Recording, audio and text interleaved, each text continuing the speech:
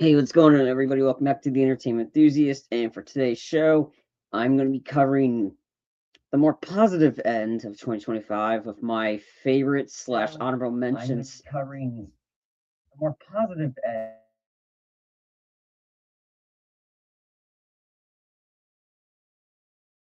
Sorry about that. I actually had my other thing up, my other stream up at the same time. So sorry about that. I covered my least favorite slash worst movies of 25 yesterday. So now I'm going to be covering my favorites. So my favorites slash honorable mentions. So tune in. You can check out that show that's already on the page now. But before I dive on into my full list, I'm gonna go ahead, like, going to remind everyone to make sure to click the like and subscribe button on the YouTube page at the Entertainment Enthusiast 365, and to follow us on Twitch at the Entertainment Enthusiast. Okay, so I'm going ahead and let me go ahead and pull up my list. Because it's a pretty extensive one. Because I didn't cover this one last year. I covered my pull this up. Let's see. I didn't cover this one last year. Uh, Sorry about that. I had two different screens up. I had to get the other one up. I didn't cover honorable mentions last year because I didn't really see enough to really break it up into two separate lists.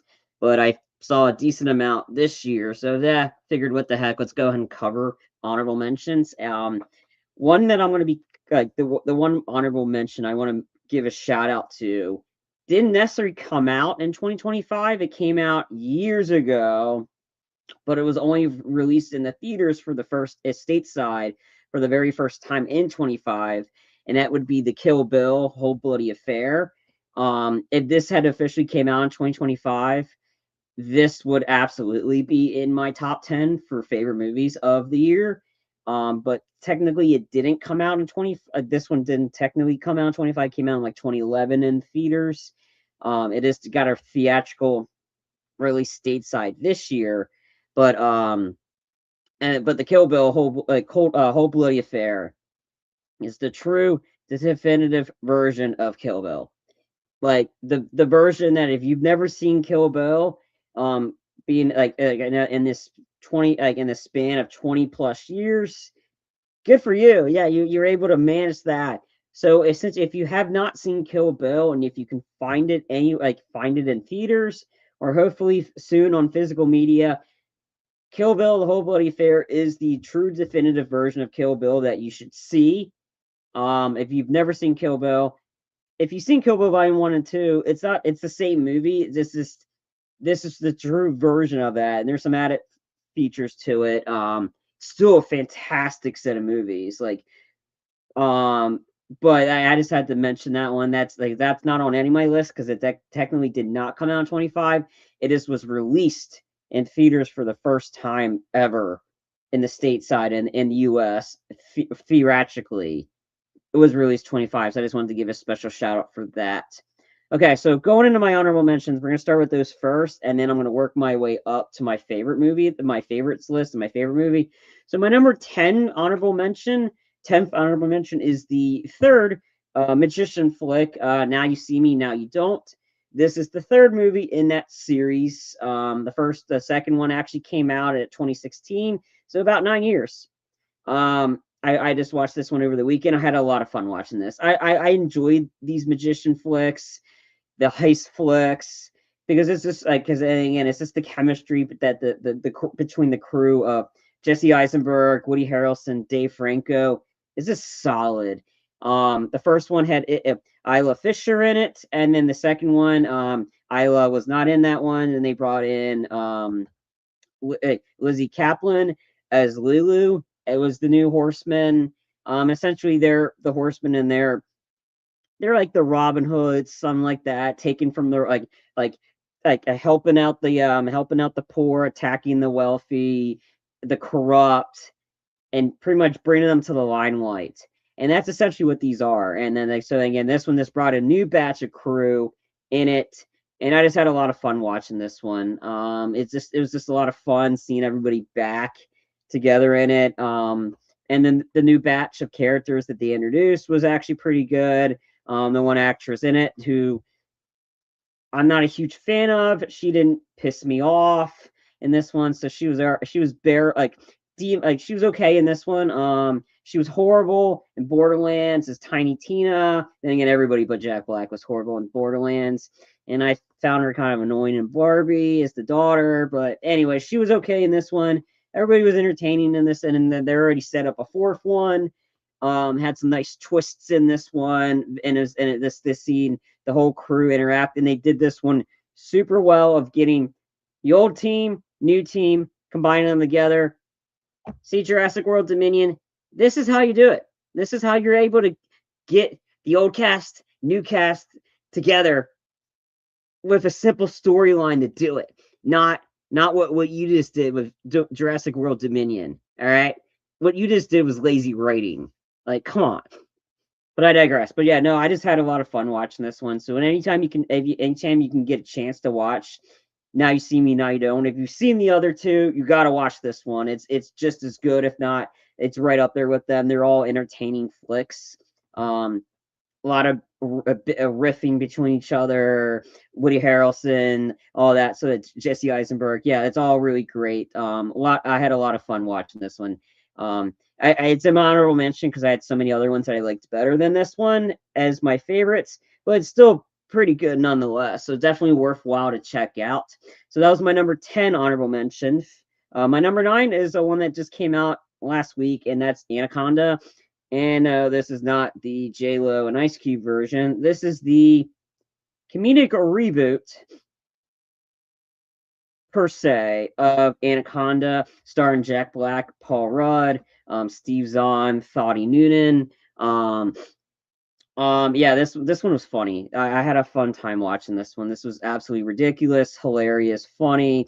Paul Rudd and Jack Black just being them trying to recreate a movie that they grew up watching, because these guys are like, they like to create their own movies. And yeah, this is something you just gotta watch, and especially for the cameos that have pop up in this one. This was just funny, a nice quick hour and a half, instant, like, not horror, like, it's not, there's not a lot of horror elements to it. It's a comedic horror, so it's just funny. It's just their reaction to this giant snake. Yeah, I just had a lot of fun watching this one. So whenever you can, if you can check out Anaconda, not the J-Lo and Ice Cube version, the 2025 version of Anaconda, you're gonna have a fun, quick, an hour and a half, fun time at it. So that's just short, simple, to the point. Number 9, my 9th favorite honorable mention. Number 8, I have The Accountant 2 for an honorable mention. This one is the sequel to The Accountant, starring Ben Affleck. And this one is a lot more comedic because it's the dynamic between the brothers of John Bernthal and Ben Affleck, and the two of them just riffing on each other. John Bernthal is absolutely hilarious in this. Him trying to hype himself up to make a phone call, like you think he's in a relationship. Oh no, it's just to adopt a dog or a cat. And the way he's just, and it's like spending time like trying to that. And then when he shows up, the dynamic between him and Ben Affleck is there. There's some really good action sequences in this. If you like The Accountant, definitely watch this one. This is a lot of fun. I had a fun time watching this one, and I'm looking forward to seeing how they're going to continue this. There's speculations they're going to try to get a love interest for Chris, which is Ben Affleck's character. Rumor has it might be they might be bringing back Anna Kendrick's character from the first one, which is fitting. Nothing confirmed fully on that. I don't know when that one's coming out, but this was just a fun watch. Something that's fun, entertaining, definitely worth checking out if you like the first Accountant. But again, I had a lot of other movies in my favorite list that I had that I was struggling just to figure out how to place this one. So I figured, let's put it in an honorable mention because it's worthwhile to check. So anything here in my honorable mentions is actually worthwhile to check out. It's nothing on my hate list that I don't want you to watch. Stuff that I'm reviewing here in my honorable mentions are definitely something that worthwhile to check out. But they're good. They just couldn't reach my top 10 favorites of the year. So that's my number 8, The Accountant 2.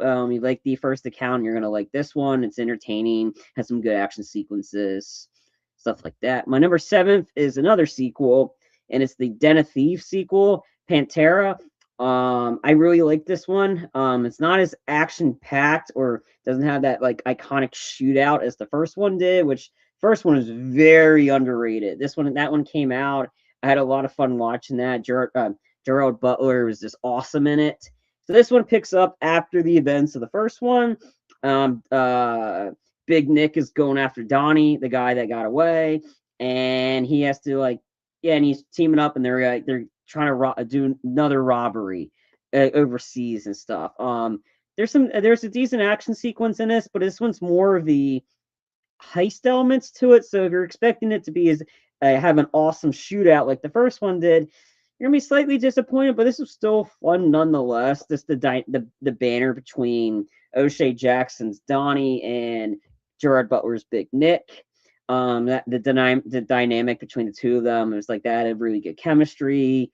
I found I enjoyed it for what it was. I had a lot of fun watching this one. Is it the best one out of the two? No, I like the first one the best. Because the first one had a lot of really good had that awesome shootout.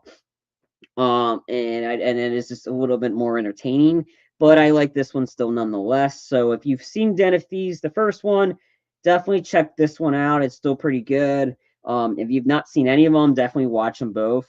Because they're definitely worthwhile, and they're already working on a third one, I believe, and hopefully it won't take a long time for them to come out with the sequel. I think this was about 7 years, about give or take. But still, Den of Thieves 2, Pantera is still pretty good. So yeah, that's my number 7. My number 6 honorable mention. People are gonna be shocked because I didn't have this as my favorites. I have Sinners. I was expecting more from this one, to be honest. Because they were saying this was a vampire kind of flick, and it takes a little while, I guess, because story. But I guess me being a vampire fan, I kind of wish there was more vampire elements to it. But when we get to the vampires, when they show up, this thing does not stop.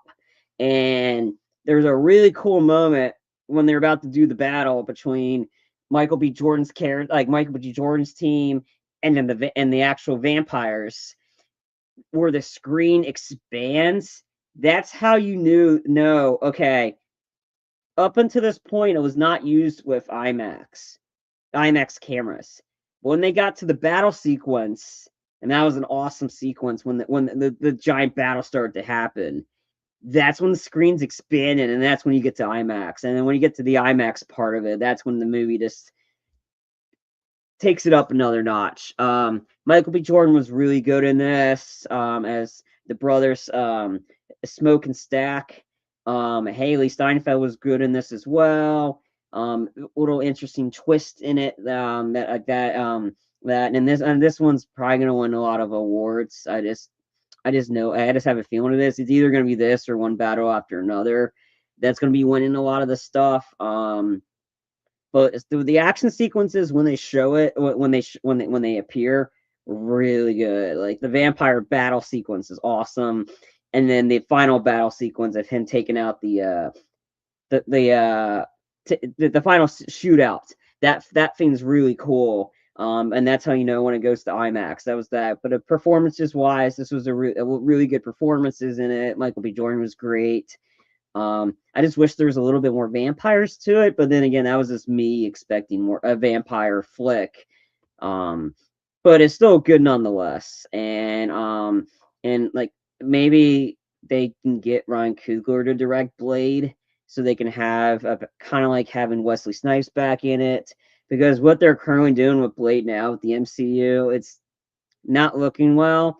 And I want more Wesley, and maybe have Michael B. Jordan in there, be his son, passing the torch. I think that'd be a good way to give Wesley a big swan song for Blade, but it's literally in movie developmental heck at this point. I don't know if I don't have any faith in the Blade movie that they're working on it right now, but I digress. But again, this one it was decent. It was entertaining when the vampires showed up. for me personally. So that's why I have it on as number 6 in my honorable mention. It's still pretty good, worthwhile definitely to check out, especially when the Oscars start coming around, the award circuit. It's definitely worthwhile. Um, but again, anything that's on this list, particular, it's not like ranking the favorites. This is just how I had it all played out. One specific one's not better than the other. This is just how I had it played out on my list. Especially with my honorable mentions. So there's no ranking of why one was positioned there. I just needed 10 and I just listed 10.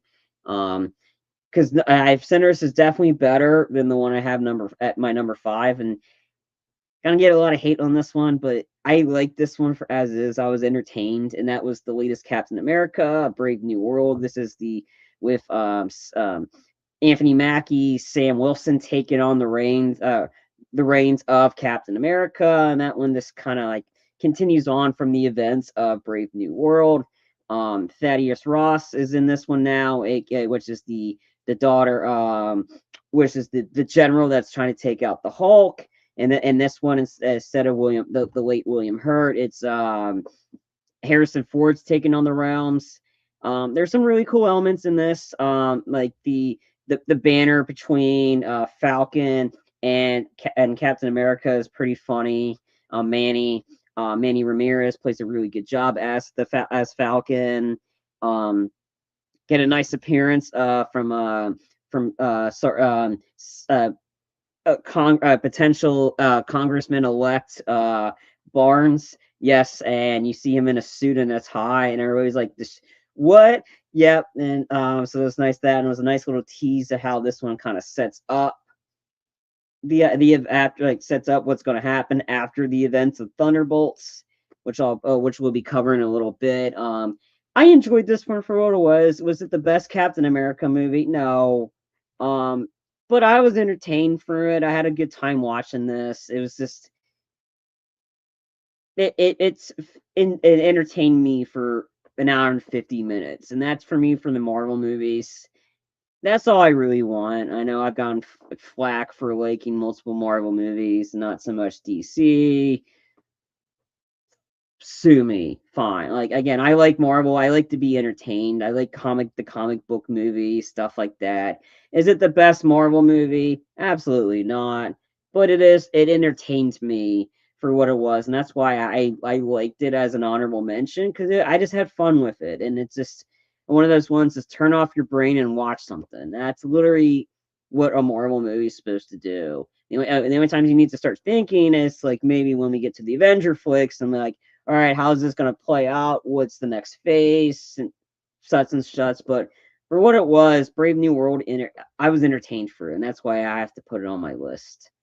That's why it's my number 5. My number 4 movie I was really pleasantly surprised by it because I was going in thinking this was going to be bad. I was not impressed with the trailers. I have the Minecraft movie as number 4. Like, I did not expect anything from this one. I like Jack Black. I like Jason Momoa. So I was like, when I saw the trailer, I was like, I don't play Minecraft, but I know of it. So I was like going in this, like, yeah, okay, I'm gonna just give this a shot and let's see what we got. And I was really pleasantly surprised. Jason Momoa was absolutely hysterical in this. It was just dumb, fun, entertainment, and that's exactly what the Minecraft movie was. Just fun, and it's the highest grossing video game movie of all time, box office wise, because usually video game adaptations do not do well. They just don't. Occasionally you get a few of them that do well, like Super Mario Brothers movie, the animated one that came out a couple about 2023. That thing was the highest grossing movie at the time. Borderlands was absolutely not. That was dog shit. That movie was just awful. Ironically, Jack Black was in that, and he was a highlight. So yeah, the Mario movie was hers. Jack Black, highest grossing movie at the time, a video game movie. Now you have Minecraft movie starring Jack Black, another highest grossing. Jack Black. So if you have a video game movie and if it's written well, cast it well, done well, you could be, and it has Jack Black in it. It's probably going to be one of the highest grossing video game movies. if it's not done well, you're gonna get a situation like Borderlands, and that thing was just awful. So, unfortunately for the Minecraft movie, its record as the highest grossing video game movie of all time will be broken with this Super Mario Galaxy movie coming out next year. That's gonna break this one, but for what this was just fun entertainment, and I was pleasantly surprised of how good this one was. Is it, like I said, was it good enough to end up in my top 10? No, but it was good enough to be on an honorable mention, and that's exactly what this one was. So if you're thinking about checking out a Minecraft movie, I'm like, I don't know about this one. Watch it on HBO Max. It's worthwhile to watch. Visually, it was really cool how they did it. Jack Black's great in it. Jason Momoa is just absolutely hysterical in it. Just give it a shot. You're gonna be pleasantly surprised, like I was with it. But that's why I have it at my number 4 favorite honorable mention. But I had a lot of fun with this one. My number 3 is a Prime movie, and it's called Heads of State. And it's not. This has nothing to do with the Chris Rock Heads of State movie, which is actually really funny and entertaining. This one's different. It's on Prime, and it stars John Cena and Idris Elba. So you're getting Peacemaker and Bloodshot. I think that I forgot that I believe that was just Idris Elba's character in the Suicide Squad, the good James Gunn Suicide Squad movie. I think if I got his character name wrong, let me know in the comment section below. But anyway, it's pairing up John Cena and Idris Elba together, which their chemistry and the Suicide Squad was absolutely solid. It's great in this one. So essentially, John Cena is the U.S. president. Idris Elba is the high ranking leader for like over in the UK. So the two of them have to get together for this peace tour. Somebody shoots down their plane, so the two of them are go on the run to clear their names to figure out who's trying to kill them. And it's pretty much, this movie is absolutely hysterical. The two of them just bickering with each other, bantering, riffing on each other. Like, it is this hilarious watching these two, like it's like a married couple, the way they're bickering. And then you have Priyanka Jonas. I forgot her name. I forgot how to pronounce her name. She was the villain in Baywatch, and she was in a very underrated show, The Citadel, on Prime. She's been in a lot of stuff, and she's in it too. She plays an MI6 agent that's where she's trying to find out who killed her team. It has a nice funny appearance by Jack Quaid in this. This is the action. There's some really good action sequences in this, but this is an action comedy at its finest, and this is absolutely hysterical. Definitely worthwhile to watch. Just to watch John Cena and Idris Elba just riff on each other, just taking constant shots. Cena was a former an actor that became a U.S. president. All like the main leads, they're just likable, and you're just watching them all bicker with each other. That's funny. Has some really, like I said, really good action sequences in this. This is definitely something that's worthwhile to check out on Prime Video. It's absolutely funny and hilarious. And if you like John Cena or Idris Elba, definitely check this one out. It's called Heads of State. It's on Prime Video. Very well done. Very entertaining. Definitely worth a watch. All right. My number 2 is Working Man, which is a Jason Statham flick. So, and this one, I was really expecting a lot from this one because I was expecting levels of Beekeeper, which the Beekeeper came out last year, and that thing was just awesome. Just absolutely ridiculous. This Jason Statham going after the people that one, he was just a human tank. Like, he didn't lose a fight. he went after that, and and that one you're rooting for him to kill every single person that he does in that movie because every single person deserves it because they're rich people scamming the poor, taking away their life savings and having celebrations for it. Yeah, they're having Jordan Belfort like celebrations. So yeah, you're expecting Jason Statham to go off. He's the MO is he's a former agent and he's going after people. That's what the Beekeeper was. So I was expecting that ridiculous level of a working man, which is completely different story. This one now we're getting into human trafficking, taken like style. So essentially, he works at a construction company for Michael Pena's character, and their daughter gets kidnapped. So they have to like hire um Levin to they had to go back to his roots of him being the working man per se, or as like a former like clandestine agent or black ops, something like that, to go rescue her.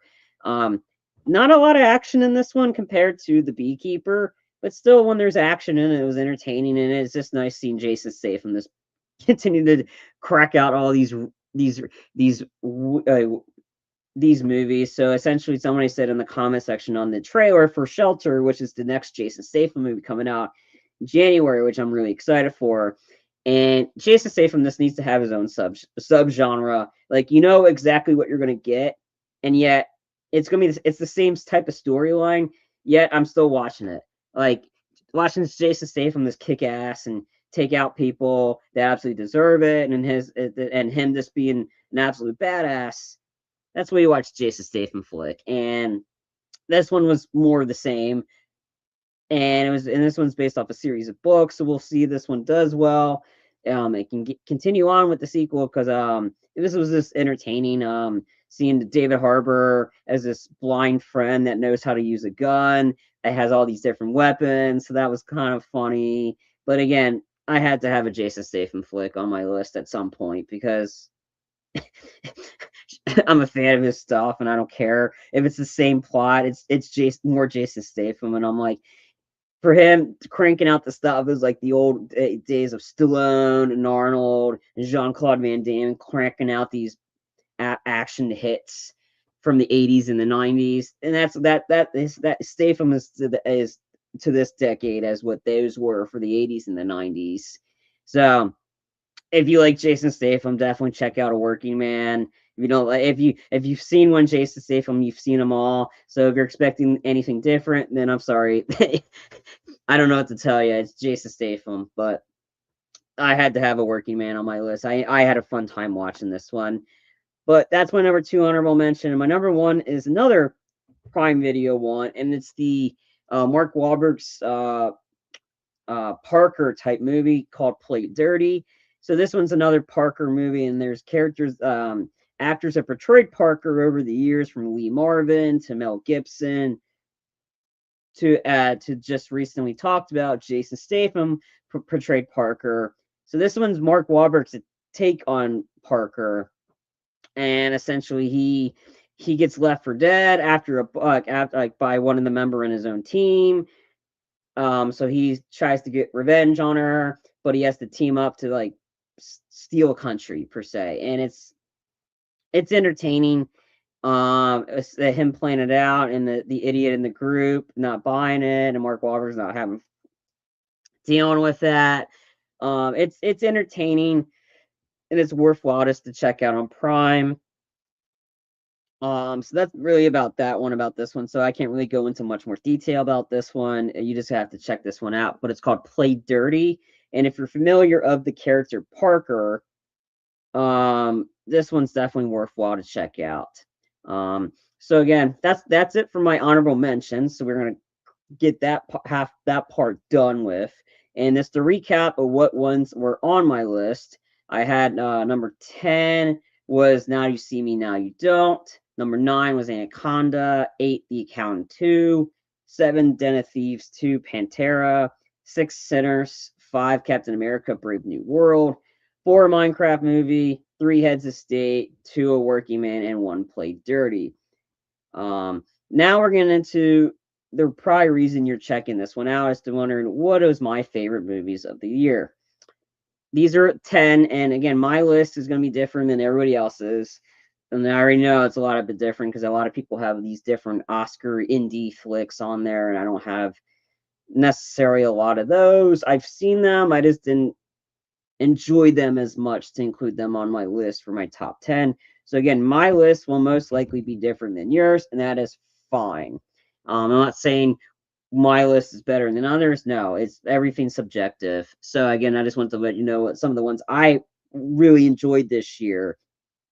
Some of them are going to be some odd ones, but I'll tell you why they're on my list. Further, let's dive on in. My number 10 favorite movie of 2025 is Nobody 2. This is the sequel to the 2021 Nobody, starring Bob Odenkirk as Hutch, a former accountant fixer. That's just reading in that regular day life until he's trying to go look for his till a bunch of robbers home invade his house, and he has to find his daughter's kitty cat bracelet. Events follow, beats up a bunch of Russians, and then he becomes the old Hutch that he is. But I digress. So the very first Nobody was awesome. The action was great in it. Seeing him go with John Wick on a bunch of people, and that the bus fight sequence was really good.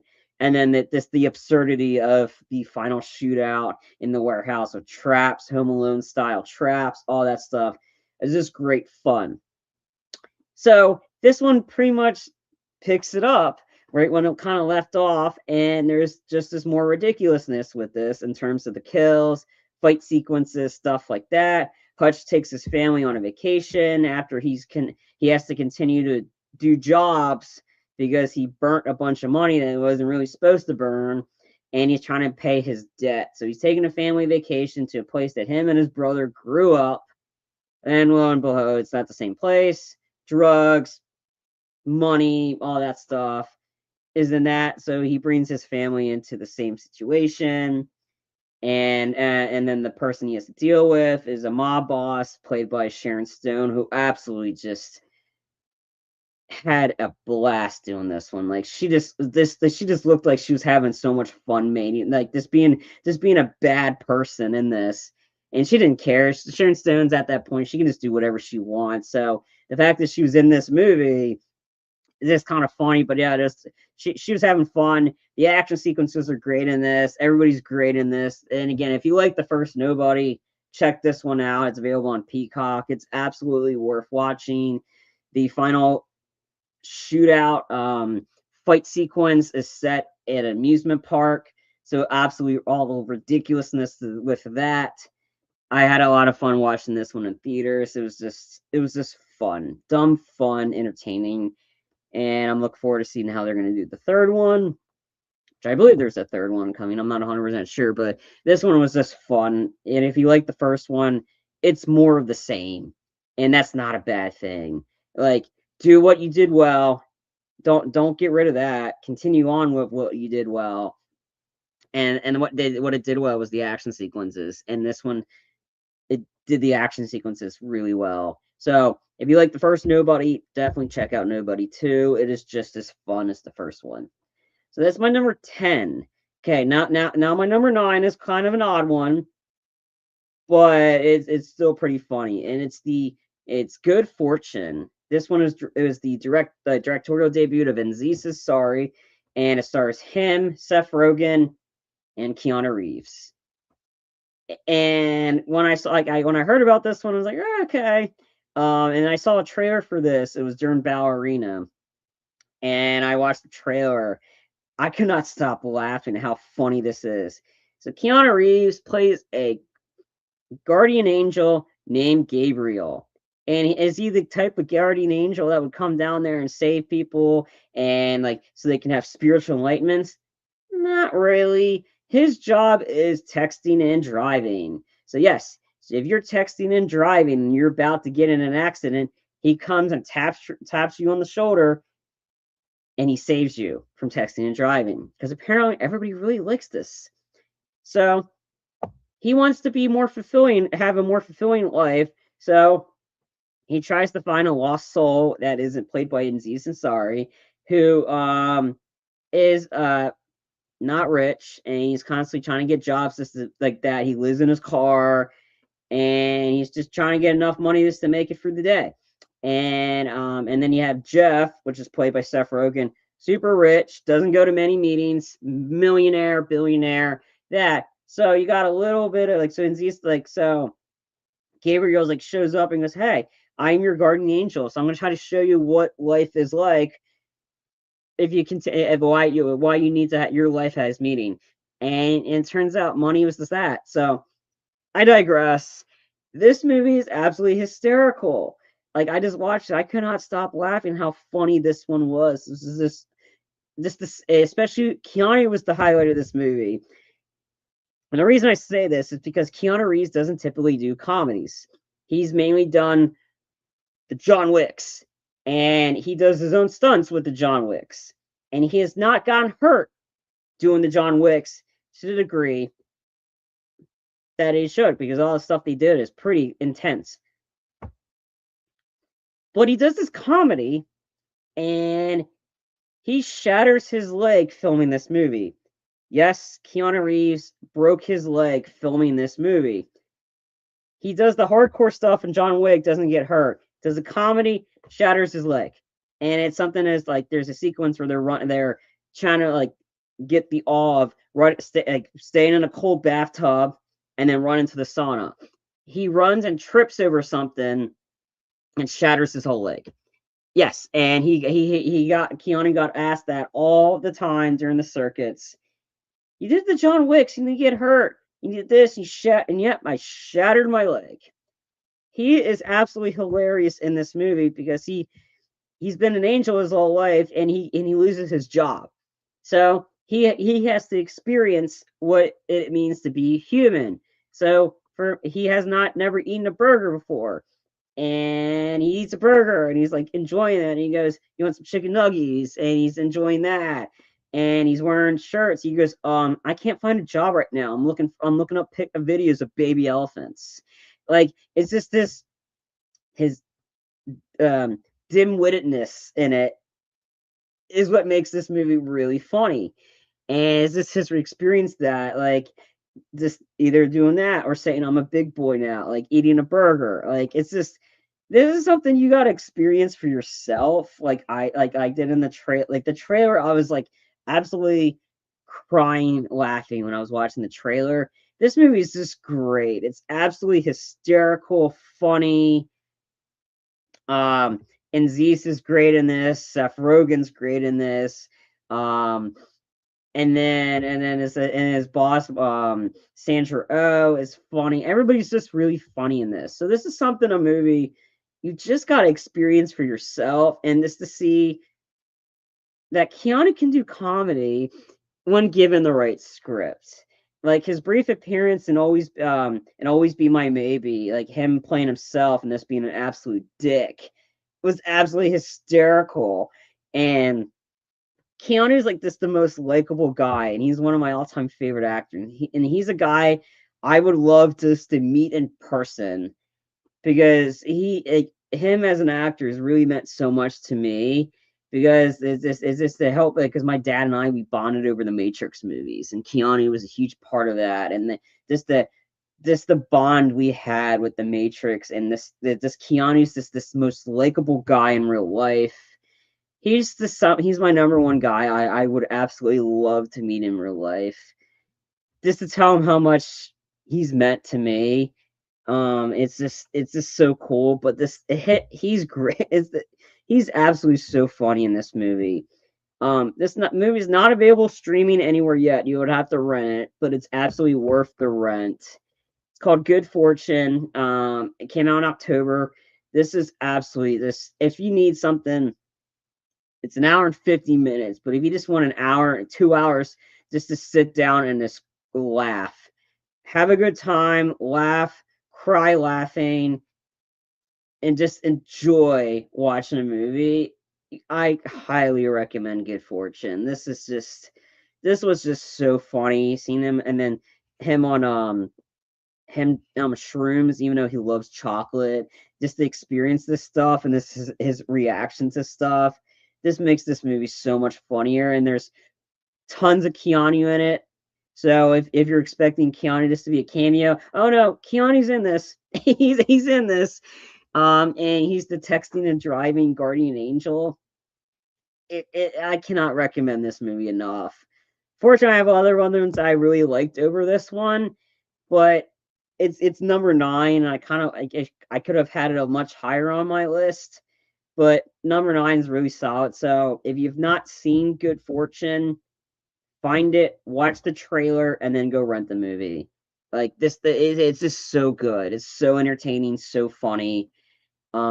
Watching Keanu just be an idiot, and it's just great. But alas, that is my number 9th movie of my favorite movie of 2025. Number 8 is Thunderbolts. This is a Marvel movie. I found this one to be very entertaining. I just had a good time. The casting, like Yelena, Florence Pugh is this fantastic as Yelena, and essentially it's like Marvel's version of the Suicide Squad. Um, essentially they get tasked.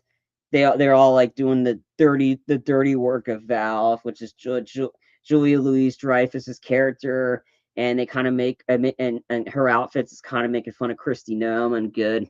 And it's absolutely hysterical. She's an immediate, like, she's just corrupt, and her outfits are very like tongue in cheek, spot on, um, making fun of Gnome and good. Everybody should.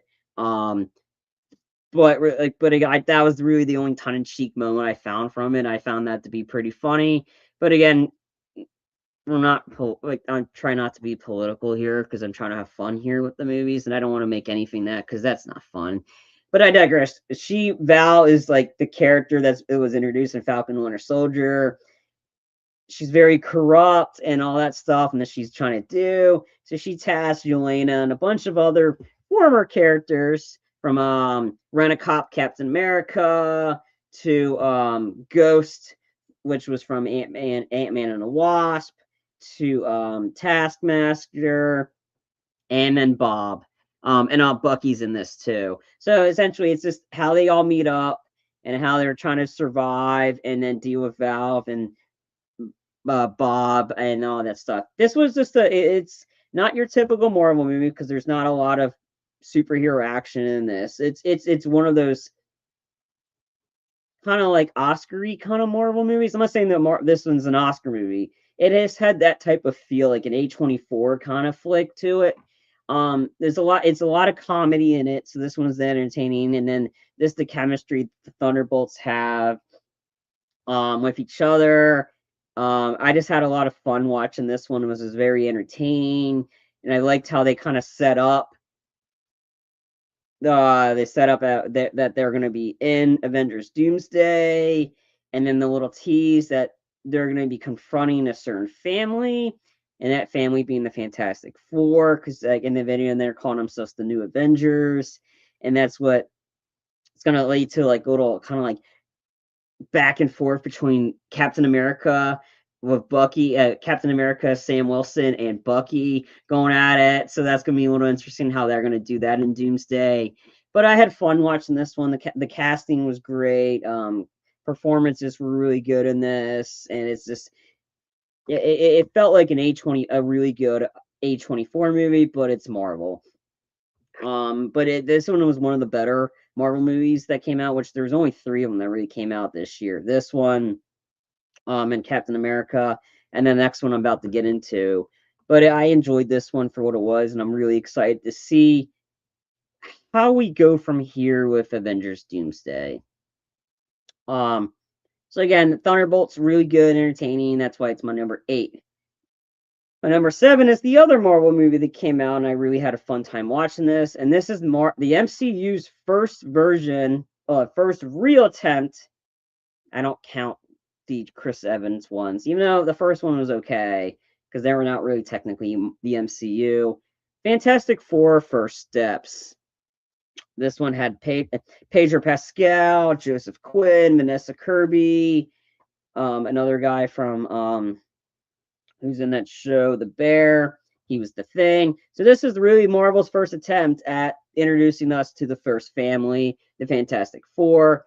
This was fun. This the banner between Joseph Quinn and Pedro, which I just found to be absolutely hysterical because the two of them were going at each other in Gladiator 2, because Pedro and Joseph Quinn were in that. As that, and I think everybody was really good in this. I liked this version of the Thing. I didn't care for Michael Chiklis's version. And this the buddy relationship the Thing and Johnny Storm have. Um, Vanessa Kirby was really good as Sue Storm. Pedro's great as Mr. Fantastic. This one was just fun, entertaining. Really had that vibe of the 70s, and that was really cool to see that, how they were able to film that. The Silver Surfer was really good in this. And it's just fitting that Vanessa Kirby kept bringing up family, because she is in the family movies, that is AKA the Fast movies. She is. So I thought that was kind of funny. But the big, really selling point of this one was the post-credit sequence and how the Fantastic Four have a relationship with Victor Von Doom, aka Doctor Doom. And so we were I was expecting, all right, are we going to see RDJ's Doomsday? And you do. And you don't see his face. You see him take off the mask with this, and you see the sun was about to touch his face, and that's when they cut the black. And that's the first, and then again, because this Doomsday was supposed to be out at least a year after, about a year from it was supposed to be out in July 2020. No, actually, it was supposed to be out in May 2026. So this one was the last Marvel movie we were going to get before Doomsday.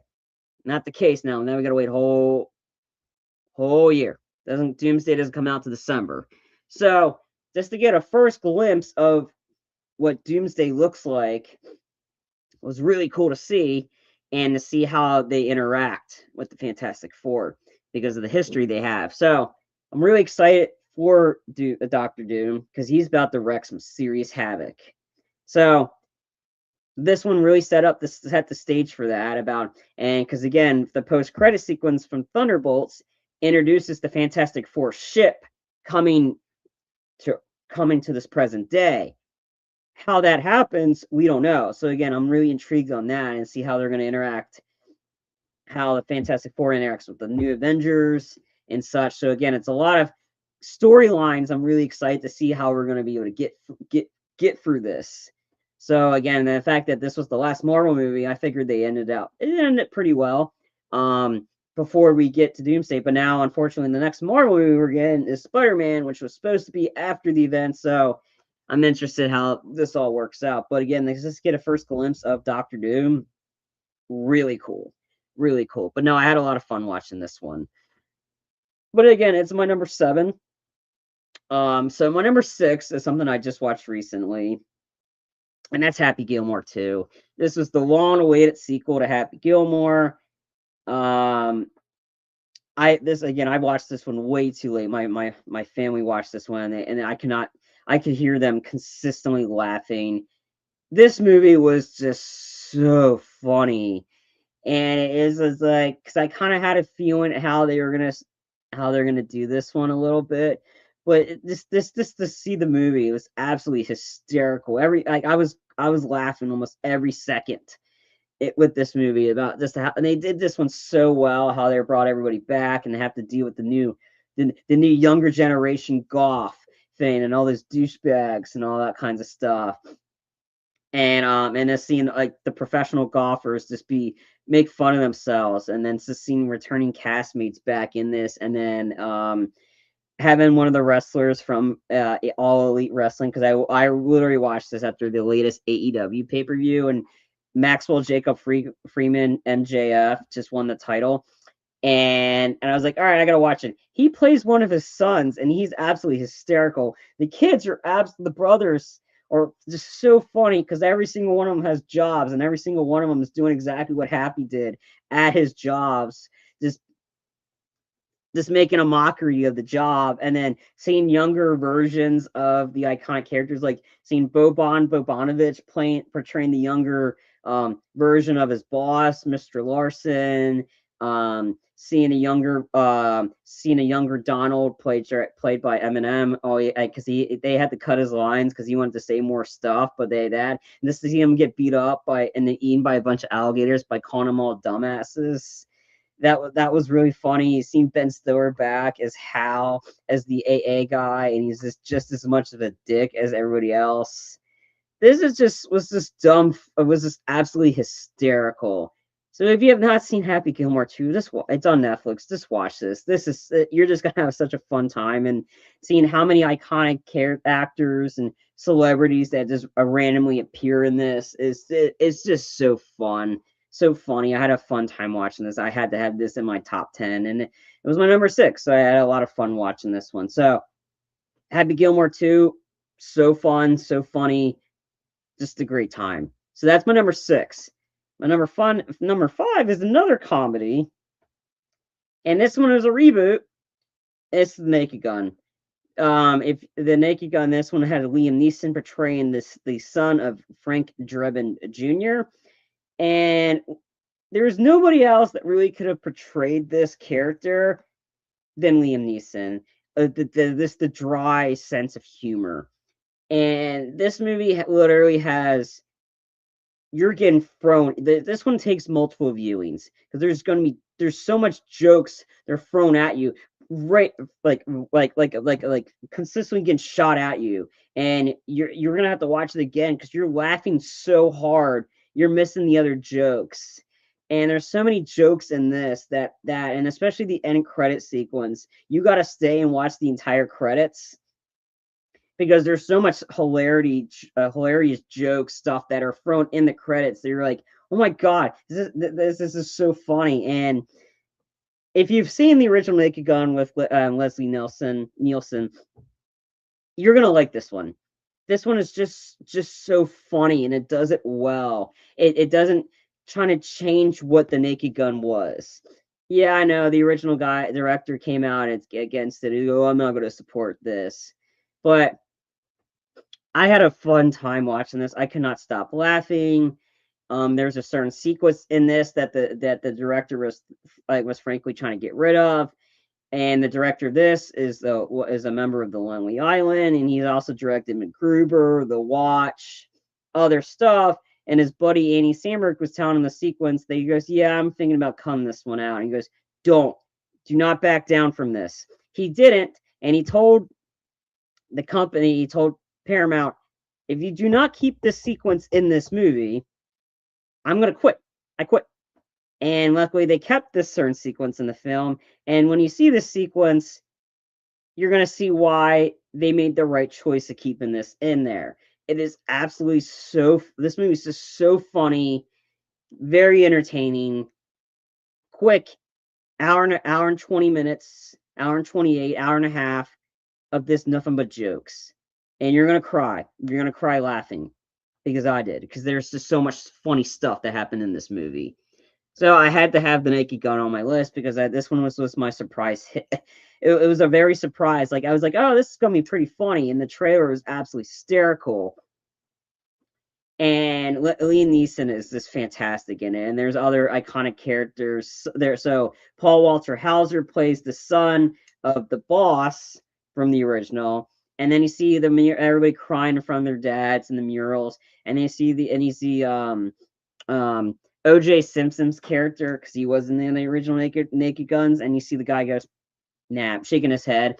So that was a little joke at OJ on that one, but see, it's on Paramount Plus or whenever you can see it. Watch this Naked Gun because you won't be disappointed. It's so fun and hilarious. I just had a great time with it, and that's why it's my number 5. All right, so now we're breaking into my final 4. And my 4th favorite movie of the year is James Gunn's Superman. And the trailer I saw for this was like, all right, this is gonna be pretty good. I'm like that, and so it's a different. It's the new reboot of Superman. Well, not really a reboot. He's been doing this for quite a while. Um, this is just the reboot of the whole new DC universe, and James Gunn's that, and he does really well with this one. This thing was just entertaining, fun. The dog Crypto was just great to see, and like see live action. Nicholas Hoyt is fantastic as Lex Luthor. There's even moments where he kind of looks like Hitman Agent 47. Um, Rachel Brosnahan as is fantastic as Lois Lane, because I really did like Amy Adams's version of Lois Lane, but this is another really good version. Because everybody was really good in this, and it was just entertaining, and I'm really excited to see where we go from here, which is going to be Supergirl, who makes an appearance in this, and her brief appearance is just absolutely hilarious. Like she goes, "Where's my dog?" And you're like, "Oh, that's why he's so pissed off again, the dog, because he knows his cousin's gonna beat the shit out of him."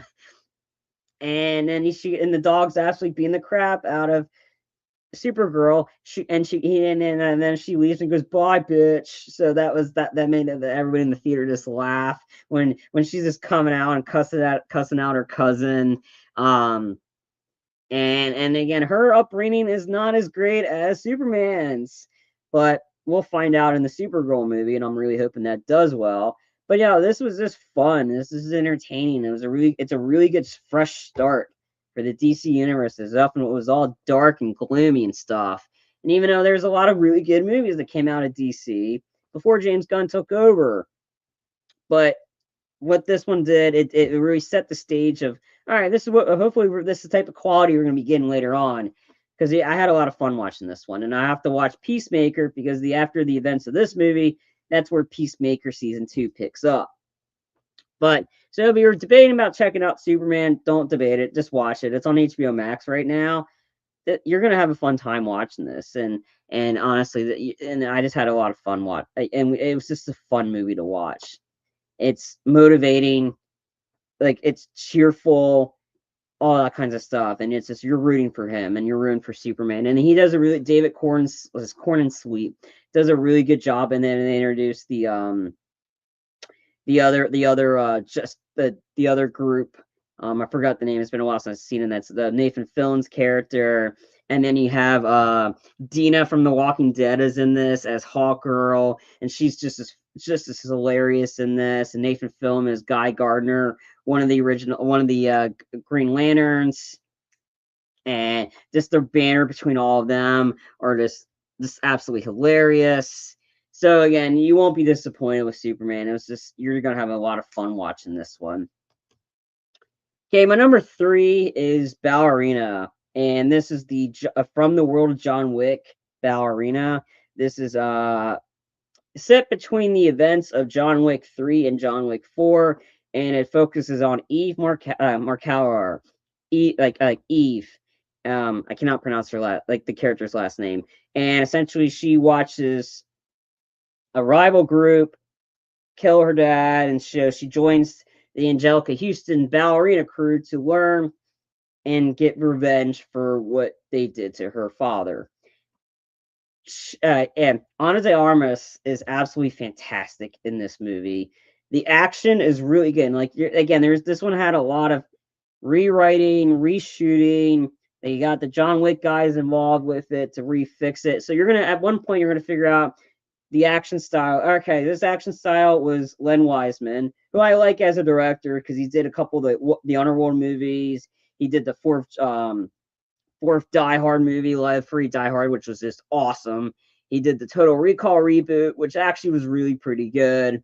You're gonna see what he shot, and then you're gonna see what Chad Stahelski did for Chad. I believe it was Chad. Forgot. There's been so many people involved with John Wick movies. You're gonna see their version of the action, and then you're gonna see his. When you get to the John Wick guys action, you're gonna see how crazy ballistic this is. And I'm just gonna say the grenade sequence, OMG, worth this price of admission. Like this movie is the action is fantastic. Everybody's great in it, and you're going to see the nice little last acting role by the Lance Reddick as the concierge, and then Keanu's in this as John Wick and his moments, and he gets involved in the action, and it's pretty funny. And then so you're gonna get a lot of Resident Evil Village vibes with this, and I'm not gonna tell you why, but yeah, like yeah, and then but that, and then her using the flamethrower, like Eve is on a warpath, and Ana de Armas is absolutely fantastic as Eve in this one. Action great. She's great in it. The one hilarious line is this one. These two guys are about to go up and like, oh, John Wick's on the loose. He goes, dude, are you fucking crazy? It's John Wick. He's just one man. And then all of a sudden, boom, they both get headshot. Sorry, I had to drop the F bomb in there because that was the line. He goes, oh, are you crazy? It's John Wick. He's just a man. And then boom, instant headshot. Like it was just a nice little hilarious moment in it, and I liked how you're kind of like, all right, so you see Wick go down the stairs for again against the third and the fourth. So if you're a fan of the John Wick movies, definitely watch this one because this is just as good as as a standalone movie of from the John Wicks. Ana de Armas is absolutely fantastic in this one. The action's great. The flamethrower sequence is absolutely nuts in a good way. The grenade sequence is hilariously funny and just brutal to watch. There's a club sequence in this because, of course, it's a John Wick movie. There's always got to be a club shootout. And then one of the hilarious moments is like when you see years later, you see Eve pulling a knife out of her back, and you're seeing all the destruction as she's walking through the vein of all the dead bodies of all the people she killed. I'm like, oh man, I kind of want to see her do all this because that would have been an awesome action sequence. But it's just funny where everybody in the theater is just starting to laugh of all the destruction she caused. It's just as brutal as the John Wicks. The kills are stylized and brutal, like ice skates, grenades, you name it. Anything that was a weapon was used as a weapon in this one. If you like the John Wick movies, watch this. If you didn't like the John Wick movies, you're probably not going to like this. Do you need to see any of the John Wicks?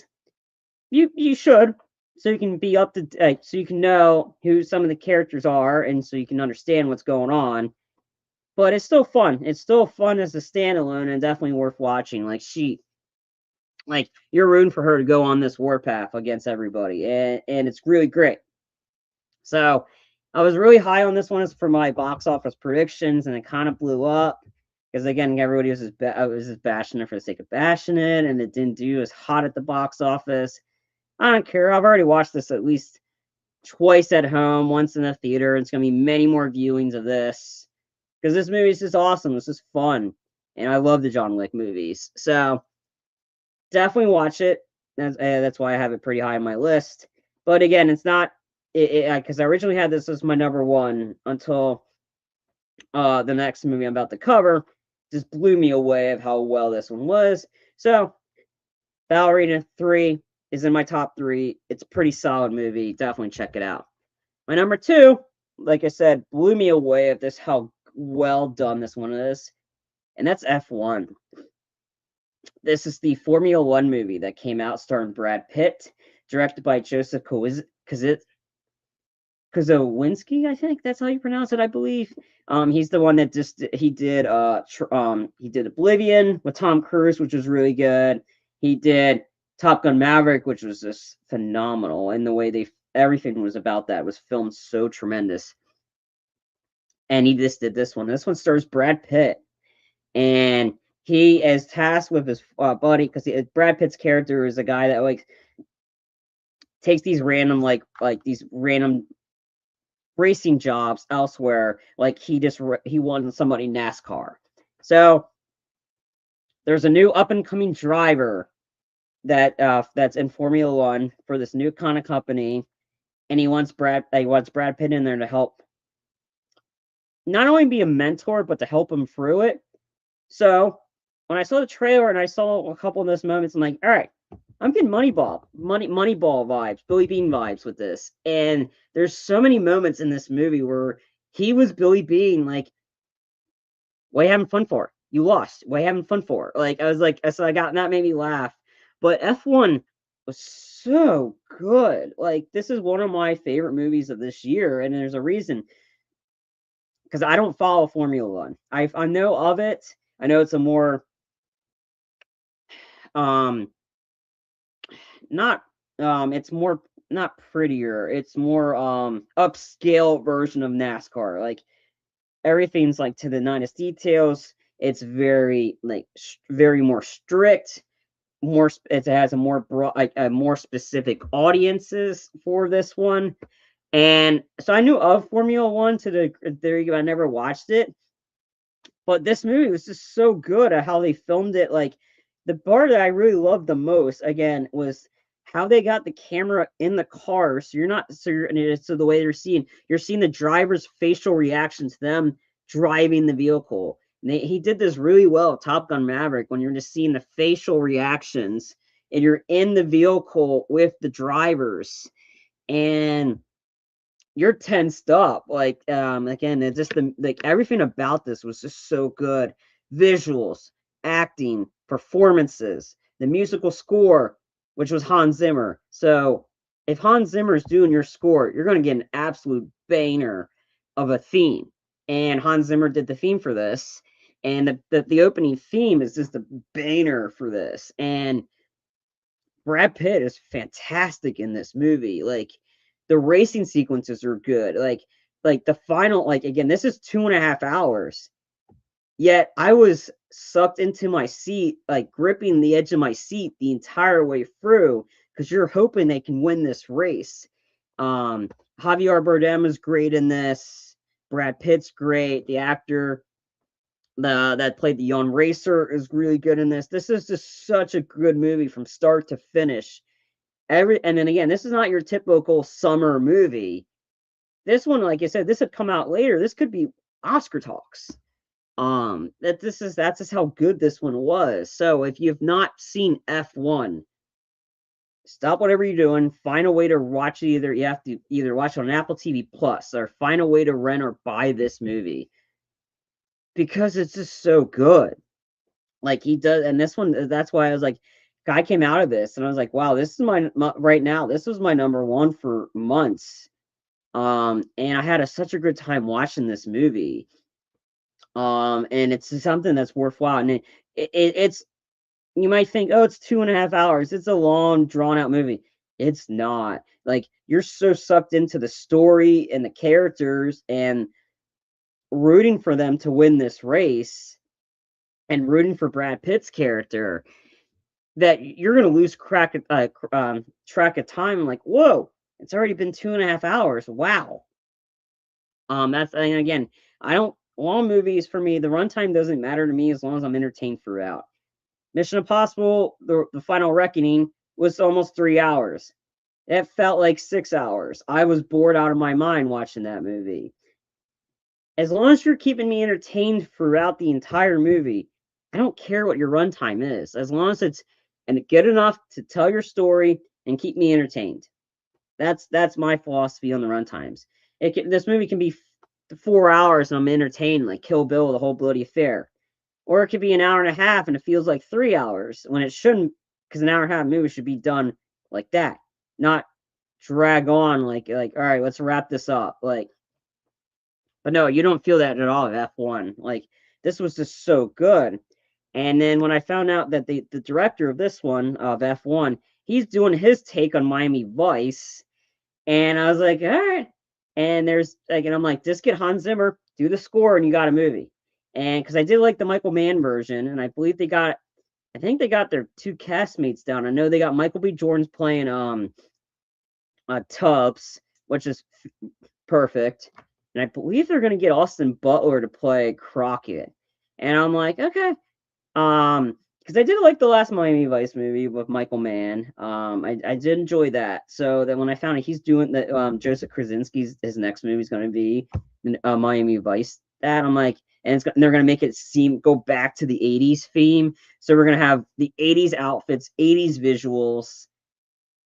I'm really excited to see if he's gonna pull that off. Because if he can do the visuals, what he did at F1 for Miami Vice, oh, and you get Hans Zimmer do your score, you got a movie right there. But in terms of this one, F1, fantastic movie, fantastic. Buy this movie, see this movie, do anything you can to see this movie because F1 is just so good. I cannot emphasize that enough. F1 is was one of my favorite movies this year. Um, and if this movie I had number one didn't come out this year, F1 most likely would have been my number one, but it didn't. And this movie, and to no surprise, my number one movie of the year was Avatar: Fire and Ash. And this movie is just, the visuals do not get old for me, and the visuals just look so good for this movie. Like I could not emphasize how much the visuals were this. Like this movie needs to be seen in the highest format as possible. IMAX 3D. The 3D is so good for this. Like many times I took my glasses off and I did not feel lost at all. I was like, the screen looked just fine. Yeah, there's moments, yeah, and even if you take the glasses off and you're seeing the characters, the visuals still looked pretty good without the glasses. Um, Again, this is a very, like, everybody's like either loves the Avatar franchise or hates it. But the one thing you cannot do is doubt James Cameron when it comes to the box office, because everybody did it again. When it didn't do as well as Avatar Way of Water opening weekend, everybody was saying, "Oh, this is a flop." And lo and behold, it only dropped 30% from the first weekend to the next. And this movie's already up to $800 million worldwide. In 2 weeks, it's at 800. It's hitting $1 billion this weekend. It's without doubt, and there's nothing else coming out in January. This thing's gonna be dominating for quite a while. It's quite a while. But again, with the Avatar, like, again, I didn't think, like, everybody was criticizing the plot. Like, yeah, there's some moments that were just like the second one, but I didn't watch the second one again before I saw this one. But I kind of remembered what I saw 3 years ago, and I know that, and I was like, I didn't, and I really enjoyed it because I really cared about these characters, and it's again, it's 3 hour movie, but I did not feel bored at all. I kept checking my watch a couple times just to see how long I got left, because the action sequences were phenomenal in this. The visual effects were just stunning.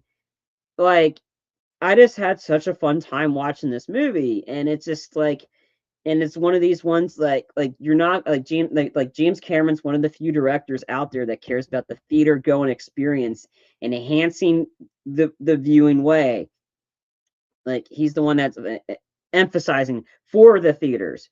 Christopher Nolan for the theaters, because again, you're not going to be able to replicate what like this experience at home. As much as you try, there's just no way you're going to be able to do it, and that's why this one was just such an experience to see these characters again, and they introduced the villain tribe, and there's a lot of like Easter eggs to his previous movies, like her when Cortarch was teaching the evil clan group or evil tribe how to shoot a gun, and the way he was doing it was very reminiscent of Corporal Hicks teaching Ripley how to shoot the gun. The gun looked very similar to the pulse rifle from Aliens.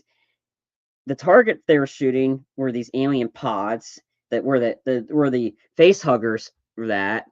You're having Sigourney Weaver's character, the daughter of Jake and Neytiri, doing her take on "Get away from her, you bitch," the iconic line from Aliens. So that was really cool to see her do that, reprise that famous iconic line of Ripley. there's just a lot of those Easter eggs in it, and there's just the action was really good in this, visuals, and I cared about the story because I just liked these characters and I was rooting for them. Like I was rooting for Natiri when she's going in. I'm like, oh yeah, come on, Natiri, be the like get your revenge. Because when you piss off Natiri, you're done. Um, I don't know. I just had a lot of fun watching this movie. It's just this was just a visual experience. I'm not gonna get anywhere else, and I just the emotional aspect to the characters in the story, it just worked so well for me. I was like, yeah, I had to have this as my number one. I just really, it was my anticipated movie of the year, and it exceeded my expectations. And I just, the visuals for me were just the selling point. And that's what I said in my out of theater reaction. See this movie in the theaters because when I went to the theater over the weekend last week, most people were at Avatar. This fiend's got legs. And again, it's just this visual experience. The underwater sequences just looks so good, so cool in IMAX 3D. The fire just looks that it just feels like you're there in Pandora, and this is an experience you're just not going to be able to get anywhere else. So, and I just really love this movie, and I love this series because of what it's done. The visuals are just top notch. But I digress. And so again, that's going to do it for my favorite lists of 2025. So to break them down again, it is Nobody 2 is my number 10. Good Fortune is 9. 8 was Thunderbolts. 7 Fantastic Four, The First Steps. 6 Happy Gilmore 2. 5 The Naked Gun. 4 Superman. 3 Ballerina. 2 F1 and 1 Avatar Fire and Ash. But I want to know what your thoughts are in the comment section below. What are your some of your favorite movies of this year? And then stay tuned. I'll be covering my anticipated movies for next year at a later video sometime later this week. So stay tuned for that. So again, and in that video, I want to know what are some of your anticipated movies of 2026. Without a doubt, 2 of the ones that are going to be on my list. I'll just go ahead and spoil those for you. Avengers Doomsday. I'm really excited for that. They've been doing a really good job of the marketing for that. And another one is Christopher Nolan's The Odyssey. But stay tuned for that video where I'm going to go into some in depth and some other ones I'm really excited for next year. So stay tuned for that. But again, for this video, I want to know what some of the ones that you liked. You can mention either on this one or the other video the ones you disliked. I want to know what your thoughts are. And it's all positive in the comment section below. I want to know what you liked, disliked, all that good stuff, all in good fun. We're here to talk movies and have a good time. Politics free, because we're trying to have a good time. Politics are not fun. But I digress. But again, let me know what your thoughts are on my list, and there's ones that you specifically liked that I didn't have on my list. Drop it down in the comment section below. Want to make sure to remind everybody to click the like and subscribe button on the YouTube page at The Entertainment Enthusiast 365. Simple like, subscribe really helps out here at The Entertainment Enthusiast. It means A, we're doing a good job here, and B, gets us close to our bonus goal. If we're getting monetized, I should get paid for providing all this, providing content onto the YouTube platform. And there's a ton of great content already on the channel, and there's going to be plenty more to come, so stay tuned for that. For those that have already liked and subscribed to the channel, thank you. We appreciate you taking the time to like and subscribe. It's reassuring to us that we know stuff's clicking, and you really enjoy the content that we're providing, so that's really good. And so this reassuring to us that we know we're doing a good job. But again, it's just reassuring to us. But we do need your help, though. We need your help to network this channel to as many more people as possible. So tell your friends, family, coworkers, essentially anybody you know that's looking for a good channel covering the realm of entertainment. Your friends, family, coworkers, anybody you know, tell them about The Entertainment Enthusiast and to find us on our YouTube page at The Entertainment Enthusiast 365, because they will not be disappointed. But we thank you for taking the time to like and subscribe. To help you out, make sure to click the notification bell bottom right corner of your screen. Let you know, hey, there's a new video, like a movie listing segment like this, movie review, gaming segment, you name it. whenever anything gets uploaded to the YouTube channel, if you have that bell clicked, you're going to be notified there's a new video out. Speaking of gaming, make sure to follow us on Twitch at The Entertainment Enthusiast. This is where we do all of our EE Play segment, which is our channel's branded version of the Let's Play. So follow us on Twitch to hang out with us live, ask us questions, essentially see what crazy antics we get into whatever game we're doing live. That's all done live on Twitch. Can't catch us there live, no worries. I download the video and I upload it to the YouTube page. So you have two different avenues checking our gaming-related content, live on Twitch and after the fact on the YouTube page. So follow us on Twitch. Click the like and subscribe button on the YouTube page at The Entertainment Enthusiast 365, and click the notification bell bottom right corner of your screen. Before I go, quick question. Have you been entertained? And if not, tune in next time.